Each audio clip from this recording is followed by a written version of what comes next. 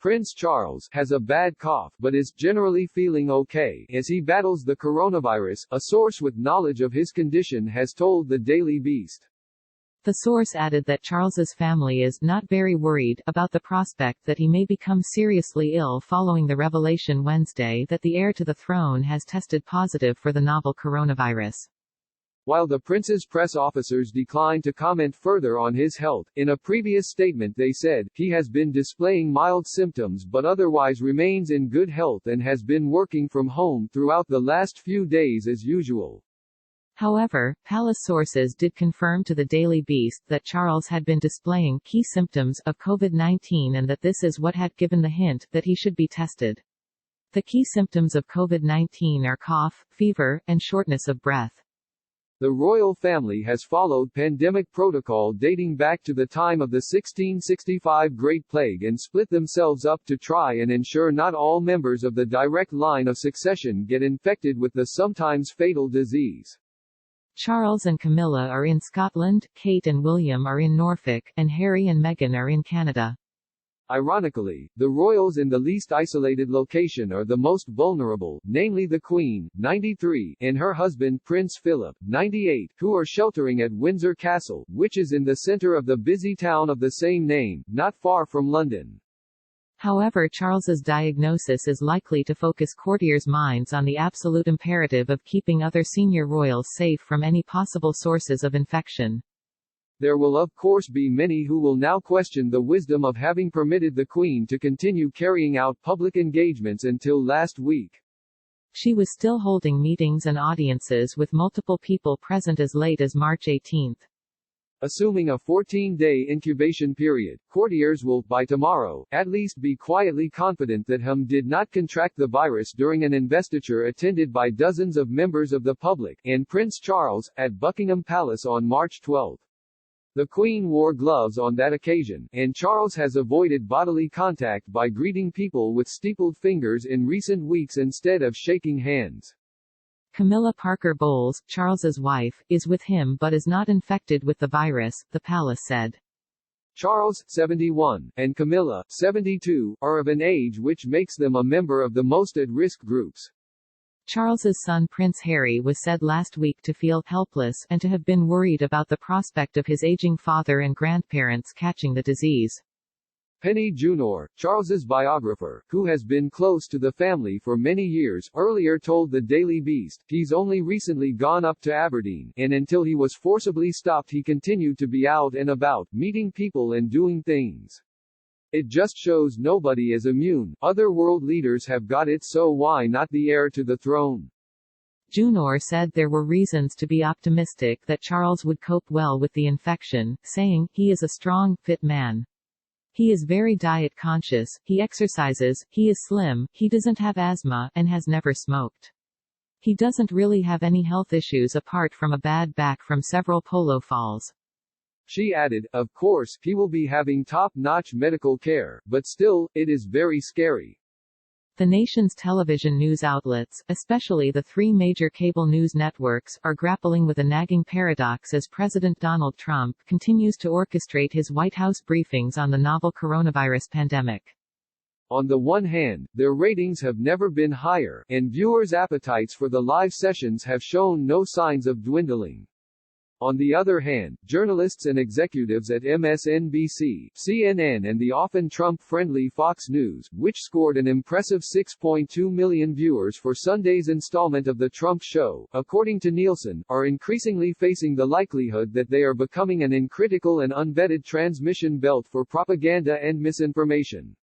These White House sessions, ostensibly meant to give the public critical and truthful information about this frightening crisis, are in fact working against that end, wrote Washington Post media columnist Margaret Sullivan, summarizing such concerns. Rather, they have become a daily stage for Trump to play his greatest hits to captive audience members. They come in search of life or death information, but here's what they get from him instead: self-aggrandizement.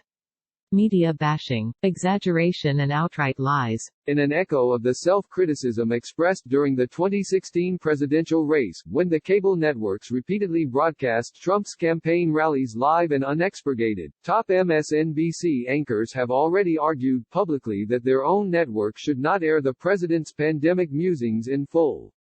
Morning Joe host Joe Scarborough tweeted during Trump's briefing on Monday that there was no public benefit to this briefing, and the cable news networks should cut away. MSNBC host Rachel Maddow, who anchors the network's most highly rated program, also repeatedly called for news networks to stop carrying Trump's statements live, saying that the president's daily comments contribute to the spread of misinformation. If it were up to me, and it's not, I would stop putting those briefings on live TV, Maddow said on her show earlier this week. Not out of spite, but because it's misinformation. If the president does end up saying anything true, you can run it as tape. But if he keeps lying like he has been every day on stuff this important, all of us should stop broadcasting it. Honestly, it's going to cost lives. Privately, several staffers at CNN and MSNBC have acknowledged that airing Trump's pressers live and in full likely amplifies the spread of misinformation about the disease and its potential cure. In one instance, Trump's enthusiastic promotion of a malaria medicine, chloroquine, as therapy for COVID-19, reportedly prompted an elderly couple to take a poisonous version of the chemical, resulting in the wife being placed in an intensive care unit while her husband died. An NBC News insider, however, said the White House briefings should not be ignored, but instead thoroughly covered and aired, albeit with journalistic vetting and fact-checking. I completely get the criticism of the performance, this person said. But let's remember that the White House press corps absolutely torched the Trump White House for eliminating the daily briefings. Now there's a high-profile daily press briefing that often includes the president and vice president, so you can't have it both ways. Acknowledging that Trump is frequently a source of misstatement, the NBC News insider added, "I think the best way to handle the president in the briefing is that you handle the president like you handle the virus. He has to be contained and quarantined and his falsehoods have to be scrubbed so that they don't rub off on you." Since at least Sunday's briefing, when Trump joked sarcastically about Senator Mitt Romney's self-quarantine, complained about the billions of dollars he has allegedly lost because he's president, and defended his continuing involvement in his family business by claiming George Washington did the same, staffers and managers at CNN and MSNBC have been treating the briefings with increasing caution. Going forward, they said, they will be ready to cut away from the briefings when newsworthy facts and figures, usually shared by federal public health officials such as Dr. Anthony Fauci, give way to unsupported presidential speculation and outright falsehoods.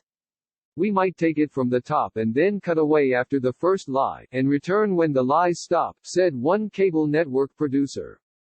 Sunday was like open mic night, an MSNBC staffer told the Daily Beast, adding that Trump might still be benefiting politically and winning respectable approval ratings for his handling of the pandemic because people want to believe he's got this. So they crawl toward the mirage, and when they realize it's a mirage, they eat the sand. They're so full of misinformation. Someone has already died from it, a different MSNBC insider said, citing the story of an Arizona man who ingested fish tank solvent, chloroquine with phosphate, after hearing Trump tout that key ingredient in its prescription drug form at one of his press conferences. On Monday, both CNN and MSNBC cut away from Trump's unusually lengthy briefing after an hour, while the Fox News channel continued to carry it until the end. Of course they did, scoffed a CNN employee. And yesterday, Tuesday, they produced a propaganda show, a reference to the Fox News town hall with Trump in which anchor Bill Hemmer, with the president in the White House Rose Garden, and Harris Faulkner in her makeshift home studio, asked him a series of softball questions. During his hour on air, Trump used much of his time to tout his presidential record, jab at Democrats like Sleepy Joe Biden and Gov.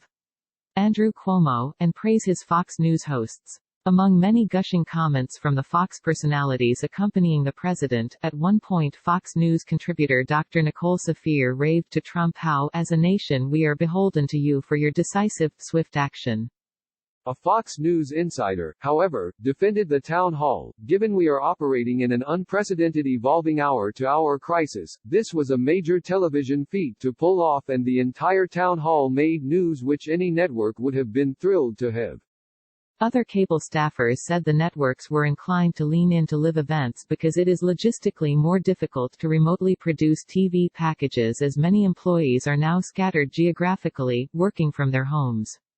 It's a tougher call than it would be in normal times because we're all trying to do as much remote work as possible, said another source who does not support taking Trump's pressers live. Live events alleviate the burden on our incredibly diminished control room staff.